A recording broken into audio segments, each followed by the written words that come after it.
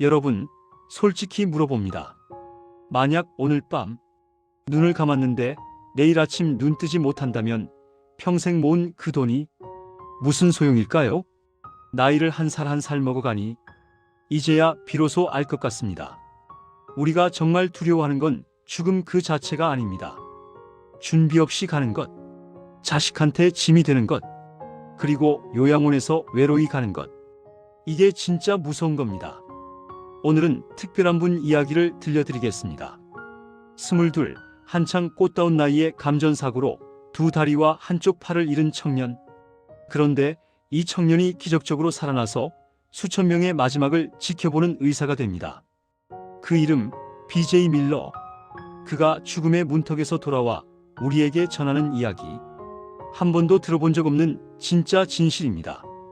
1990년 어느 겨울밤, 명문 프린스턴 대학에 다니던 22 청년 밀러는 친구들과 술 한잔하고 돌아가는 길이었습니다. 그런데 말입니다. 젊은 혈기에 친구들이랑 장난치다가 전차 지붕 위로 올라갔습니다. 야, 이거 타봐. 재밌겠다. 그 순간 11,000V, 순간적으로 온몸을 관통한 고압 전류. 밀러는 그 자리에서 쓰러졌습니다. 깨어났을 때 의사들이 말했습니다. 살리려면 양쪽 다리와 왼팔을 잘라야 합니다. 22. 이제 막 인생이 시작되려던 나이에 그는 삶의 절반을 잃었습니다. 밀러는 훗날 이렇게 고백합니다. 그때 병원은 치료하는 곳이 아니라 고문실이었습니다. 전신 화상.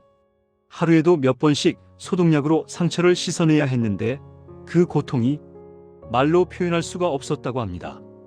살아있는 게 너무 고통스러웠습니다. 차라리 그날 밤 그냥 갔으면. 그런 생각이 수없이 스쳤다고 해요. 하루하루가 지옥. 밤마다 눈을 감으면 내일 아침 안 일어났으면. 그렇게 빌었답니다. 그러던 어느 겨울날이었습니다. 밖에는 펑펑 눈이 내리고 있었어요. 한 간호사가 외투품에 뭔가를 숨긴 채 그에게 다가와 붕대 감긴 손에 쥐어주었습니다. 바로 밖에서 간 뭉쳐온 하얀 눈뭉치였습니다. 그 순간 뜨겁게 달아올랐던 손 위로 눈뭉치가 녹아내리기 시작했습니다. 차갑다? 아, 정말 차갑다. 그는 하염없이 눈물을 흘렸습니다. 나 아직 살아있구나. 이 차가운 걸 느낄 수 있구나.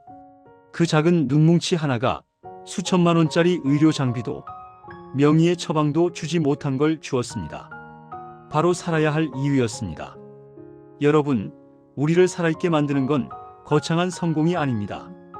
작은 감각, 작은 온기, 바로 그겁니다. 밀러는 그 사고 이후 결심합니다. 나처럼 고통받는 사람들 곁에 있어야겠다. 그는 의대에 진학하고 호스피스 전문의가 됩니다. 지금까지 수천 명의 마지막 순간을 지켜봤습니다. 그런 그가 말합니다. 임종실 공기는 세상과 완전히 다릅니다. 그곳에서는 아무도 집 한 채 더 살 걸, 주식 좀 더 살 걸 하며 후회하지 않습니다. 죽음 앞에서는 평생 목숨 걸었던 돈과 명예가 바람에 날리는 휴지처럼 가벼워집니다. 그들이 진짜 후회하는 건 사랑한다 한마디를 아낀 것, 고맙다는 말을 미룬 것, 바쁘다는 핑계로 손 한 번 안 잡아준 것. 이게 전부였습니다. 밀러 의사는 말합니다. 마지막 순간 사람들은 돈이 아니라 사람을 부릅니다. 구독자 여러분, 혹시 우리 오지도 않은 미래를 걱정하느라 지금 이 순간에 눈뭉치를 놓치고 있는 건 아닐까요? 오늘 저녁 보글보글 끓는 김치찌개 냄새, 평생 고생한 배우자의 투덜거림, 손주가 뛰어오는 발소리, 이게 바로 우리의 눈뭉치입니다.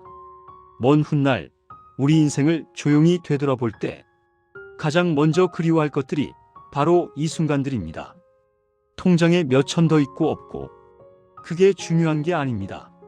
지금 이 순간 옆에 있는 사람 손 한번 잡아주고 고맙다 한마디 해주는 것, 그게 진짜 노후 준비입니다. 오늘 이야기가 마음에 작은 울림이 되셨나요? 여러분의 눈뭉치는 무엇인가요? 댓글로 한 줄 남겨주세요. 그 한 줄이 또 누군가에게 따뜻한 위로가 될 겁니다. 구독과 좋아요는 큰 힘이 됩니다.